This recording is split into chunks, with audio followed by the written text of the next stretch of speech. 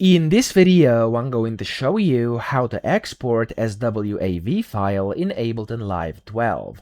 Now to do this, first you want to go to the top left and click on File, and then from here you want to click on Export Audio/Video. Now you can also press Ctrl+Shift+R on your keyboard and the same window will pop up. Now here in the export window, you want to go and first select the rendered track. You could go and select whichever one you want, and then over here you have like a bunch of different things and options you can of course change if you want to, and to actually export as a WAV, what you want to do is go to PCM over here, and as you can see, file type can be changed to WAV, okay? You have three formats. Click on WAV over here, then select your bit depth and of course the dither options if you want to as well. And then from here you can see you can just click on the export button. Whenever you've done all of this, it's going to ask you where you want to export this. I'm going to go to my downloads folder and I'm going to click on save, and there we go. That's all you have to do. So I hope this video helped you out. If it did, please subscribe to the channel and help me out as well.